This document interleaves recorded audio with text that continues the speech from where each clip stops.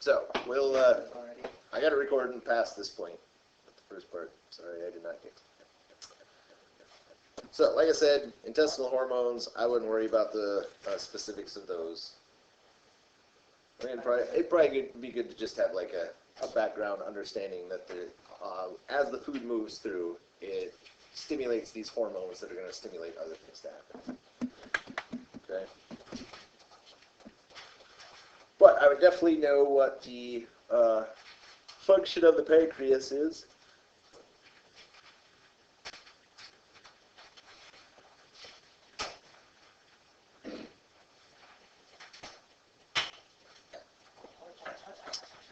And it would be good to know where the secretions of the pancreatic juice get into the actual digestive system.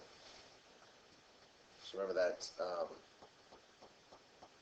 that pancreatic duct is going to run right into the duodenum of the small intestine, right next to where the common bile duct comes for the liver and the gallbladder.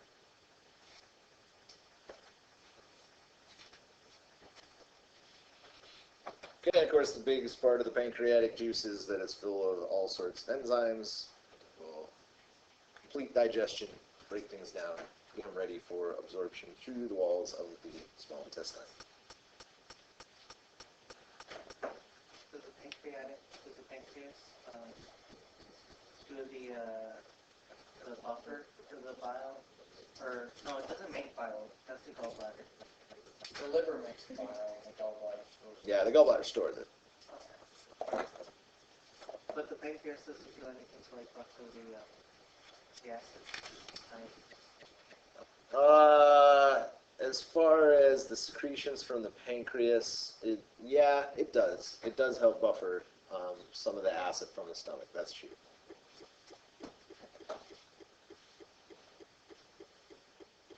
The bile does as well. So both of those secretions are going to help buffer that stomach acid. Okay, so yeah, the liver is going to produce the bile, but its main function is to filter toxins and stuff out of the blood.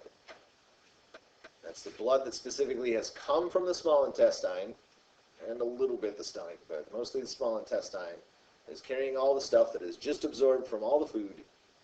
It's going to run through the liver. Hopefully the toxins and things will be filtered out from that before it runs to the rest of the body.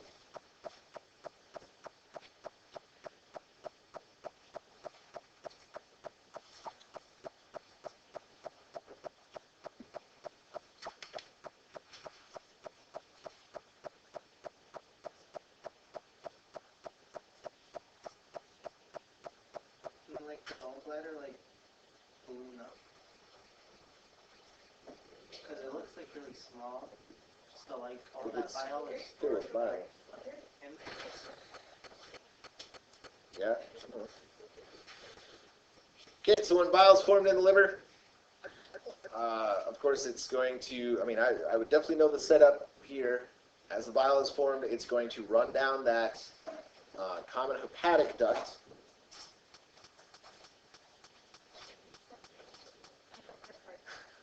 I would definitely know the setup of this whole bile system.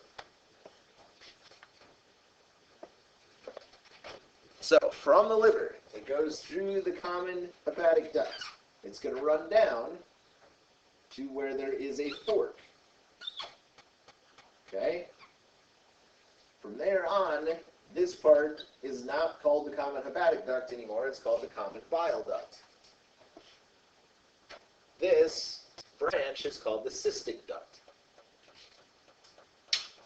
So the bile is produced here, it runs down the hepatic duct, enters the common bile duct, goes to the duodenum. Unless, of course, that's blocked off, and it's going to back up through the cystic duct into the gallbladder. So this would be the gallbladder over here. So the gallbladder is really kind of just an overfill reservoir for when the bile is being produced but can't get into the intestines, because the common bile duct is closed. Okay, and just for reference, the pancreatic duct would run in right about here as well, and this would be the duodenum,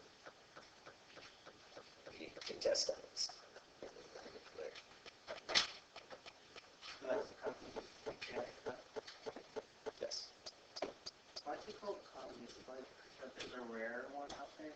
No, because it's used for different things. More than one thing.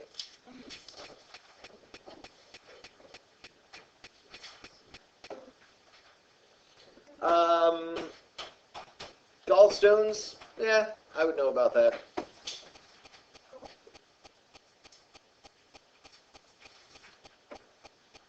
Oh, and you should probably know the role of bile, too.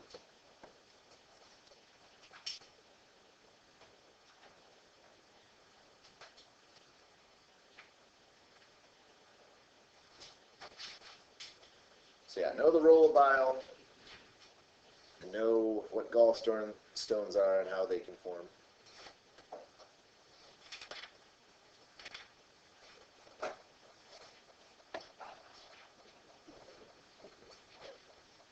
Okay, as I said before, the large intestine would be another one that you should probably be able to label.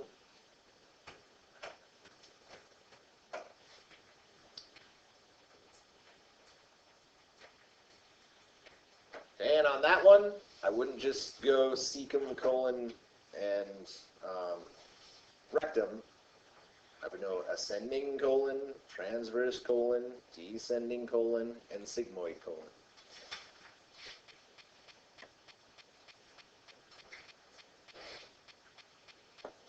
So even though we kind of break it down to 3 sections, the colon can be broken down into 4 itself. Ascending colon. Ascending, transverse. Transverse means to move across. Then descending.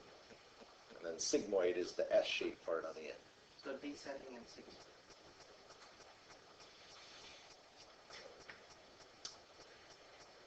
Okay, you should know, the things that happen in the colon as far as the water absorption and the compaction of the feces.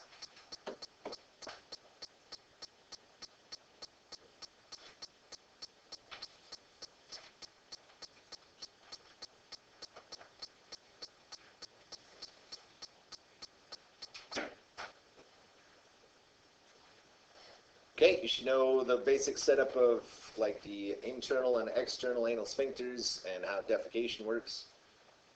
Remember we talked about when the internal one opens up, the external one clamps shut and can only be opened voluntarily in most cases.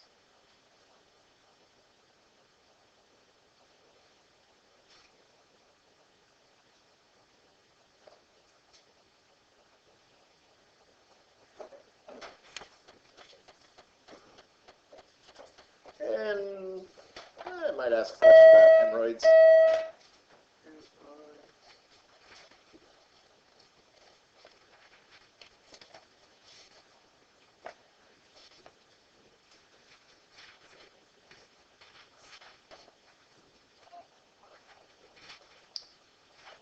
Okay. Now, as far as the different disorders and stuff, ones that spring to mind, mumps, yeah, probably.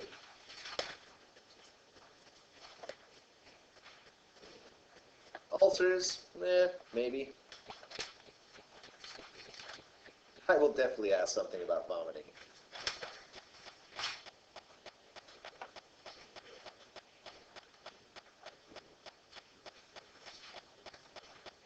Other cases keep on me. Yeah, like we have to know like how like the saliva.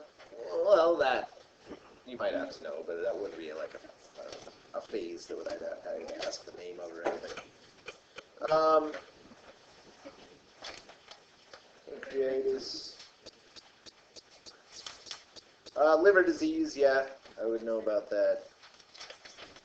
So that's just cirrhosis. What's that? Just cirrhosis. Well, that could be caused by hepatitis, infections, those kind of things. So liver disease is cirrhosis. Cirrhosis is a type of liver disease. Oh, so it's not okay. That's not liver. What is liver disease? Just like when it dies? Something that is affecting the liver. So, like I said, hepatitis, a viral infection, or cirrhosis would be another type of liver disease. Okay, and diarrhea and constipation, yeah, I'll probably ask questions about that too, confuses me. Diary? Diarrhea. So that's pretty much all I have to say about what's going to be on the test.